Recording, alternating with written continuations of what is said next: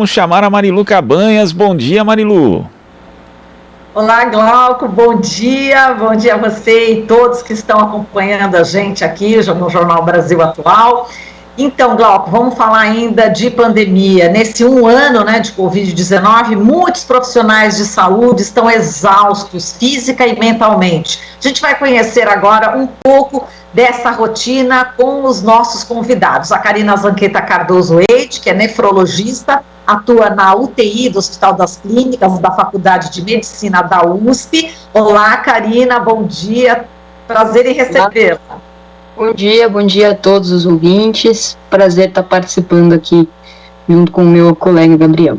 Exatamente, é o Gabriel Berg de Almeida, infectologista, ele que trabalha no Hospital das Clínicas da Faculdade de Medicina de Botucatu, Unesp. Olá, Gabriel, bom dia, prazer em recebê-lo.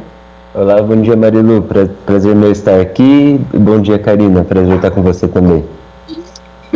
Vamos começar pela Karina aqui, Gabriel? Karina, conta pra gente, eu sei que você estava no interior, e veio para São Paulo justamente no início da pandemia, trabalhando nesse cenário aí de UTI.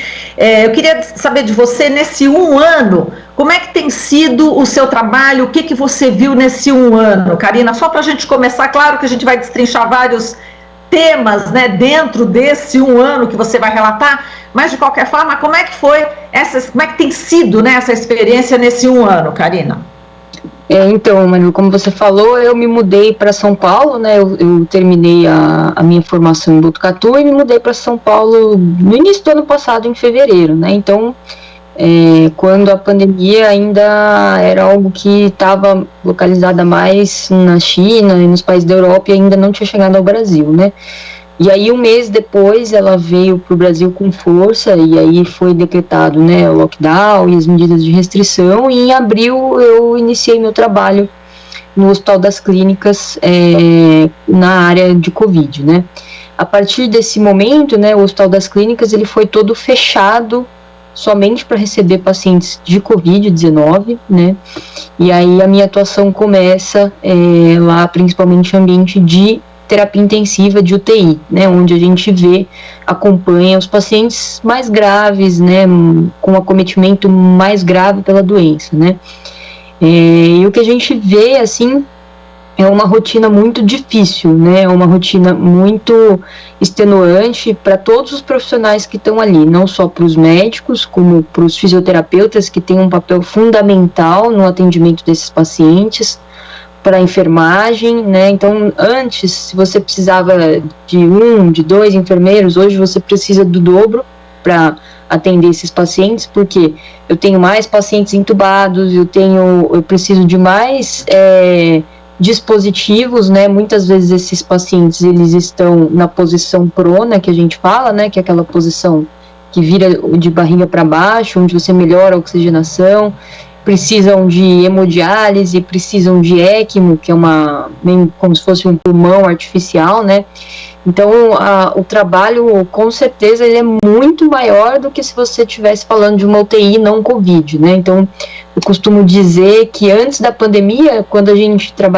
atuava em UTI, você tinha pacientes graves, você tinha pacientes entubados, mas não com essa extensão que a gente vê na Covid, Então, se você tinha 10 leitos de UTI, você tinha 6, 7 pacientes entubados e graves, Hoje, no Covid, você tem praticamente 10 em 10 entubados, a maioria pronado, em diálise. Então, assim, a complexidade aumentou, o trabalho aumentou, sem contar a parte emocional também, que o cansaço emocional que tem sido constante aí no nosso dia a dia, A comunicação com a família se tornou muito mais difícil, A comunicação por telefone é uma coisa muito difícil de você dar ao familiar a ideia daquilo que está acontecendo com o seu ente querido. Então, em vários aspectos, isso se tornou muito mais complexo de lidar para a equipe de saúde. Tá, agora vamos ouvir o Gabriel. Gabriel, nesse 1 ano, o que você pode relatar para a gente que você tenha vivenciado? Marilu, acho que os relatos, apesar das cidades serem diferentes, né, são muito semelhantes, assim, a carga de trabalho também aumentou bastante aqui no interior.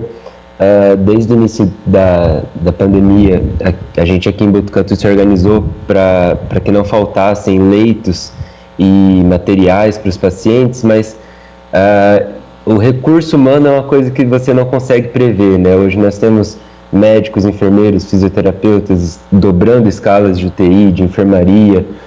O nosso ambulatório também vive lotado, que é o nosso serviço de consulta ambulatorial para pacientes leves e moderados, pacientes que são estáveis e não precisam de internação. O nosso fluxo é muito grande, então todo dia você está ali na linha de frente vendo 20, 30 profissionais de saúde, pacientes imunossuprimidos que precisam ser vistos por um médico infectologista e precisam ser avaliados quanto à sua rotina de trabalho, seu afastamento, seu isolamento social. Então isso aumentou bastante assim, a nossa carga de trabalho e nosso estresse de maneira geral, né? Acho que todo mundo que está vivendo isso tem passado por períodos de ansiedade, períodos que você não pode estar com a sua família, que você não pode dar um abraço na sua mãe, no seu pai, e você tem que lidar com isso praticamente sozinho, com quem você mora junto e com quem você tem a convivência mais próxima, né? Então foi um ano de bastante desafio, de bastante trabalho, que a gente precisou se reinventar e está sempre disposto a dar o melhor para os seus pacientes e para quem precisa da sua ajuda, né? Bom, vamos falar aí desse lado emocional, né, Karina? Que aí o Gabriel já deu aí a dica, né, infelizmente, da questão da ansiedade, do cansaço. Que momentos, né, que vocês podiam contar, né, para os nossos ouvintes, internautas, telespectadores, em que vocês ficaram realmente abalados emocionalmente, né? Qual foi, assim, ou a cena que vocês tiveram que presenciar? São várias, tem alguma específica que vocês poderiam relembrar, Karina? Assim, são várias, né? Mas eu tenho algumas, tenho duas, assim, que eu me lembro bem, né? Uma delas é um paciente jovem que estava internado com a gente, né? E a gente estava dando a notícia para o irmão, a notícia sobre o estado dele para o irmão, até que um dia o irmão falou: olha, eu não vou mais poder atender o telefone porque eu também estou internado, então você liga para o meu outro familiar. E a gente descobriu que o irmão estava na UTI ao lado da que estava o nosso paciente, assim. Então, e isso não foi incomum, né? Foram diversos pacientes em que você via em que a família toda tinha sido acometida pela doença, uns mais graves, outros menos graves, né? A outra imagem que essa foi uma das mais tristes, com certeza, era um paciente que estava internado com a gente, um paciente jovem também. Ele tinha uma outra doença junto, uma doença neurológica, e estava internado para tratar isso, pegou Covid, ficou grave, né? E a esposa estava grávida, né, esperando o filho de alguns meses na barriga. E era um paciente que ficou muito grave e veio a falecer. Então, assim, teve um momento que eu presenciei uma chamada de vídeo entre a família, né? O paciente estava sedado e tudo, mas a família toda participou dessa chamada de vídeo, né? E o apelo da esposa, né, pedindo para ele viver, para cuidar do filho, é uma coisa assim que não tem como descrever, né? Então eu acho que esse foi um dos momentos mais marcantes, assim, em termos de dilaceramento emocional que eu presenciei. Entendi. Gabriel, você, quais foram esses momentos? Olha, para mim, um momento muito marcante, assim, foi da nossa primeira paciente com Covid positivo aqui em Botucatu, foi no começo de abril. Eu me lembro que naquela época eu dei um plantão e que eu avaliei essa paciente. A gente não sabia muito bem ainda como lidar com a doença, né? Ainda existiam protocolos que recomendavam intubação precoce, então eu avaliava a paciente, ela estava bem, relatava um pouco de falta de ar e o exame não era condizente, o oxigênio dela era muito mais baixo. Então, ali em 1 ou 2 dias nós precisaríamos intubar essa paciente, mas a angústia naquele momento, daquele plantão, de não saber se era o momento certo, se não era, e ela olhando para mim, sabendo que ela era a primeira paciente com esse diagnóstico aqui na cidade, ela também não tinha muita certeza de nada, se ela ia voltar depois daquela intubação, se ela iria poder rever a família dela, e naquele momento ela estava sozinha e eu também, e nós dois passamos por esse momento de ansiedade juntos, e assim, ainda bem que tudo deu certo, ela foi entubada, ficou 10 dias, 2 semanas, mas conseguiu voltar, hoje ela está bem, está de alta, está com a família dela, e acho que isso foi uma coisa que me marcou tanto para aquele momento de a gente não saber o que estava fazendo, mas depois com esse conforto de saber que deu tudo certo e que pelo menos essa paciente, nossa primeira experiência, tinha ido para casa e estava bem, tinha vencido a Covid, né? E depois também eu tive vários momentos que me deixaram muito abalado, pessoas próximas, pai de amigos que foram internados, precisaram ficar na UTI, você sempre está ali tentando aconselhar, dando suporte, nem que seja por WhatsApp, por telefone. Acho que esses momentos são muito difíceis, né? Quando pessoas próximas a você viram pacientes e estão em risco, estão em situação de vida ou morte, né? Isso acho que é uma das situações mais angustiantes, é o que deixa a gente apreensivo todos os dias, né? Entendi, Gabriel, você está falando aí em relação à intubação, né? A Karina trabalha diretamente aí na UTI, e a gente está vendo aqui um estudo de cada 2 a cada 3 doentes intubados em UTI morreram no Brasil, né? Enfim, é uma notícia que eu estou vendo, inclusive aqui no UOL, né? Que o agravamento da Covid-19 em um paciente obriga equipes médicas de UTIs a realizar intubação em quase metade dos internados. Mesmo assim, desses, 2 a cada 3 não resistem e morrem durante o tratamento, né? O projeto é o UTIs Brasileiras, né? Esse estudo da Associação de Medicina Intensiva Brasileira. Quer dizer, eu imagino também, enfim, vocês sabendo, né, tendo essa informação, quer dizer, na prática, né, agora é um estudo, mas na prática vocês já vivenciaram isso. E o que precisaria para isso não acontecer? Inicialmente Karina e depois o Gabriel. Eu acho que a gente já, assim, a receita, né, a gente tem, né, como o Gabriel falou, no início, né, a gente era tudo muito incerto, né, se a gente for lembrar lá do início, do comecinho da pandemia, né, até a recomendação de as pessoas usarem máscaras, isso ainda não tinha muito certo, né, não tinha estudos ainda que falavam que isso protegia e tudo, e com o tempo foi passando, né, na verdade a gente achou que a pandemia já ia ter acabado a essa altura do campeonato, mas o que a gente está vendo aí é uma extensão da pandemia sem previsão de acabar, né, mas a gente já sabe o que fazer, né, e o que fazer, e o que funciona, e o que os estudos mostraram é o distanciamento social, usar máscara e vacinar, não tem outro jeito, não tem outro remédio, não existe tratamento precoce, não existe medicação que combata a Covid-19 a não ser essas 3 coisas: máscara, distanciamento social e vacina. Acho que falta as nossas autoridades, os nossos governantes tomarem isso a sério e darem o exemplo, né? Porque a gente tem visto exatamente o contrário, né? Autoridades e governantes desprezarem a máscara, desprezarem o distanciamento social, não comprarem as vacinas, não comprarem os insumos para as vacinas, né, e a gente está vivendo isso que a gente está vivendo, né, enquanto todos os outros países do mundo estão controlando a epidemia, o Brasil vai exatamente na contramão, porque não adotou ou está adotando de forma correta essas medidas, né. Então, o que fazer, o que previne, o que ajuda a mitigar a pandemia, a gente sabe o que é, basta colocar em prática, né. Enquanto a gente não fizer o lockdown, o distanciamento social, não usar máscara e não vacinar a população, não há remédio milagroso que resolva. Isso é fato. Exato, acrescentando aqui que 80 bilhões de verba da Covid em 2020 ficaram parados, né? Quer dizer, só vem aí ratificar o que a Karina está falando. Bom, Gabriel, e você, em que você está, como é que você está vendo tudo isso e como que a gente pode, né, tentar melhorar esse quadro? É isso mesmo, Marilu, eu acho que eu concordo com a Karina. O que a gente vê aqui no interior é movimento de muitas prefeituras lutando para abrir comércio, abrir circulação de pessoas, achando que apenas abrindo leito de internação e abrindo leito de UTI você resolve o problema. Você não resolve, porque essas pessoas que vão para internação e vão para UTI são pessoas que podem vir a óbito, são vidas que são perdidas. Então, O que a gente precisa fazer é realmente restringir a circulação de pessoas, usar a máscara, fazer o distanciamento social e tentar parar a circulação do vírus.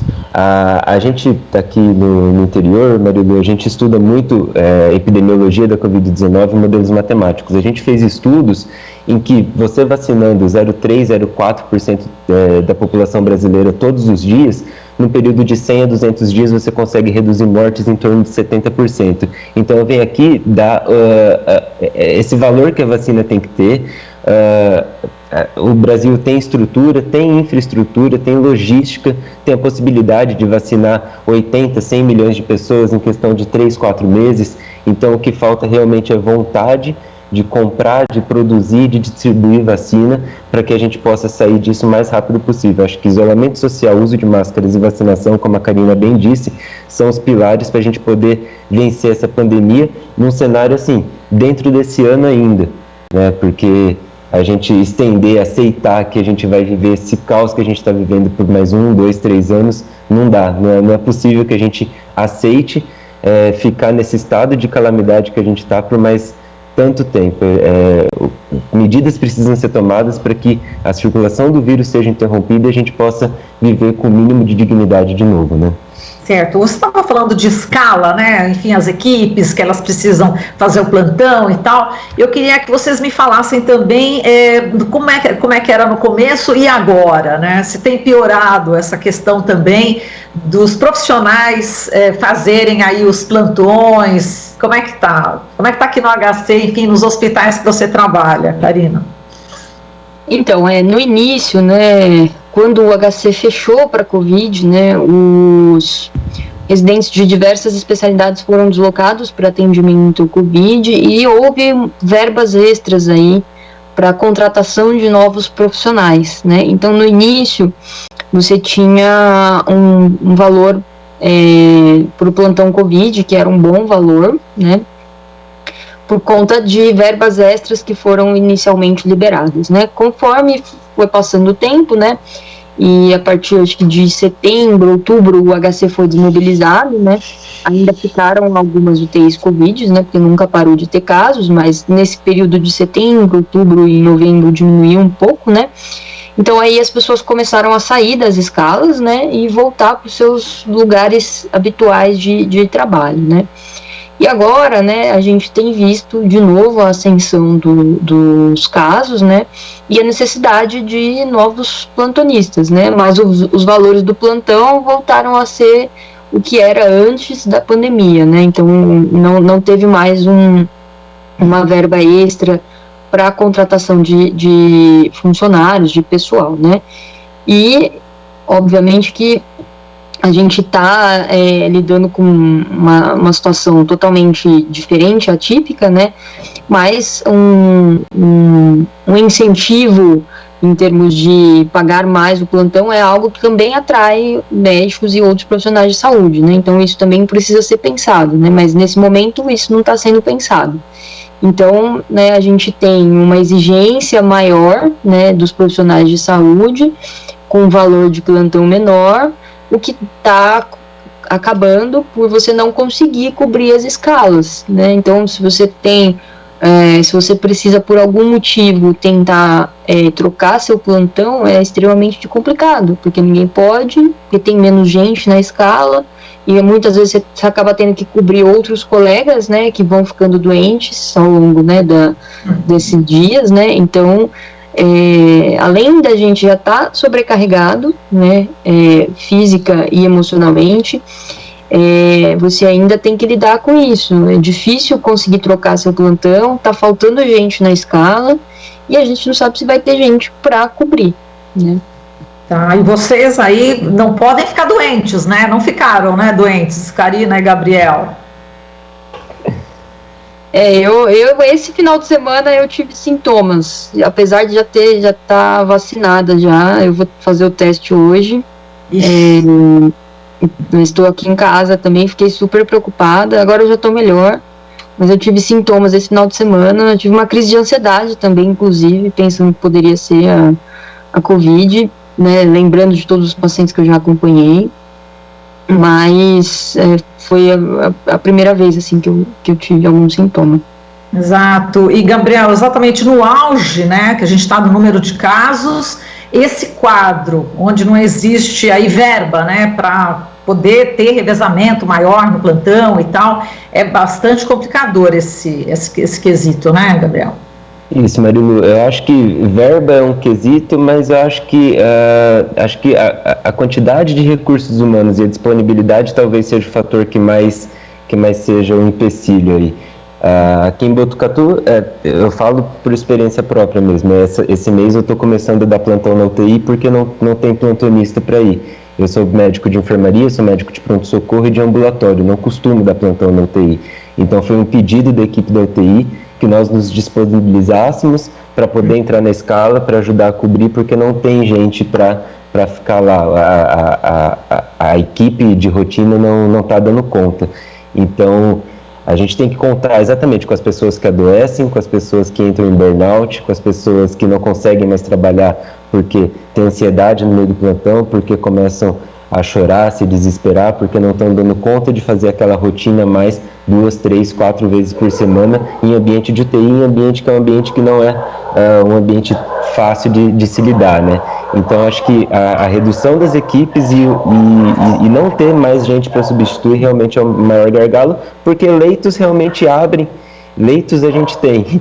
Agora, a equipe eu acho que está sendo gargalo. Pelo menos aqui em Botucatu, a experiência que eu tenho, né? Lógico, tem outras cidades no interior que eu sei que faltam leitos, que eu sei que o oxigênio está acabando, que alguns recursos materiais, por exemplo, o tubo de coleta de sangue, às vezes é um recurso mínimo, mas que chega a acabar. Mas aqui não seria a nossa realidade agora. Na minha realidade aqui, são recursos humanos mesmo, é o que mais está em falta, o que mais está dificultando o nosso combate, né? Tá, você já chegou a desabar emocionalmente alguma vez durante o trabalho? Durante o trabalho, não. Acho que eu consegui lidar um pouco melhor com isso, mas em casa já várias vezes, de você estar domingo querendo simplesmente fazer um almoço, ficar tranquilo nessa casa, mas o seu celular não para de tocar, porque tem gente querendo tirar dúvida, porque tem gente querendo saber o que faz com o pai que não está legal em casa. Então, nesses momentos eu já me desesperei e falei, poxa vida, comecei a chorar, inclusive, eu não posso ter um minuto de paz, mas poxa, essa pessoa também, ela está precisando da minha ajuda, está precisando do meu conselho, eu preciso estar ali para ela. Então, são nesses momentos que eu acho que mais aperta assim, o nosso coração e a gente realmente não tem para onde fugir, né, Marilu? Entendi. Já desabou também, Karina? Assim, para mim, durante o trabalho não, mas assim, para mim, chegar em casa e assistir o jornal é desabar emocionalmente, porque cada notícia que eu acompanho e cada descaso que eu vejo e cada coisa que eu vejo, pensando que, poxa, eu tô lá na UTI trabalhando em prol de pacientes graves, e aí chego em casa, ligo o jornal e vejo que a polícia teve que ir lá combater uma aglomeração. Isso pra mim é o que desaba, assim, é o que me dilacera, e o que eu percebo, o que eu vejo acompanhando isso é que as pessoas perderam a sua empatia, assim, me parece, né? Que não tá fazendo diferença alguma para ninguém morrer mais de 1.000 pessoas por dia, sabe? Então isso para mim é o que faz você ficar abalado emocionalmente. Perfeito. Bom, gente, a gente já chegou aqui no final do tempo. Eu quero agradecer demais aqui vocês pela sinceridade, pelo comprometimento, pelo excelente trabalho que vocês desenvolvem. Realmente é de bater palma, mas não é só isso, né? É preciso ter toda uma estrutura, todo um planejamento para ajudar vocês, né, a continuar salvando vidas, né? E as que perderam, né, as vidas que foram já perdidas, a gente lamenta profundamente essa questão da empatia que você falou, né, Karina, é muito importante. Então eu quero agradecer demais aqui vocês, viu? Karina Zanqueta Cardoso Eide, muito obrigada aqui pelo seu testemunho, pela sua colaboração aqui com o nosso jornalismo. Um forte abraço para você, viu, Karina, e muito obrigada.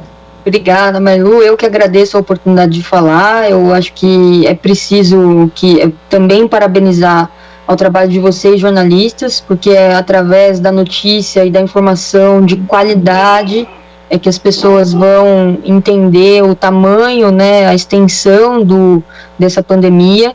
E acho que é preciso, né, cada vez mais que a gente tenha esses relatos sinceros para que as pessoas entendam o que está acontecendo e entendam que não existe tratamento precoce e que a prevenção, ao uso de máscara, o distanciamento social e a vacinação são o caminho para a gente sair logo dessa pandemia. Grande abraço aí a todos os ouvintes.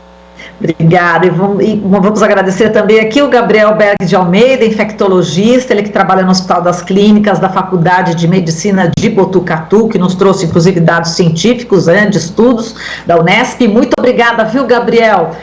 Muito obrigada por você ter colocado também a sua realidade, né, assim, com tanta sinceridade. Muito obrigada, Gabriel. Obrigado, Marilu, eu que agradeço, eu reforço o agradecimento da Karina, acho que vocês jornalistas foram e estão sendo fundamentais, se não fosse vocês nós não teríamos os dados do Brasil compilados todos os dias, que nem nós estamos tendo, é graças a vocês que a gente tem essa informação, e eu acho que vai um último apelo aqui para as pessoas que se conscientizem, que façam distanciamento social, que evitem as aglomerações, mas também um apelo ao governo, que tome as rédeas da situação e que faça o necessário para que a circulação do vírus seja contida. Eu agradeço muito aí o espaço e a oportunidade. Obrigado, viu, Marilu? Obrigada, a gente agradece. Até a próxima. Um beijo para vocês. Tchau, tchau. Você está ouvindo Jornal Brasil Atual. As notícias que os outros não dão.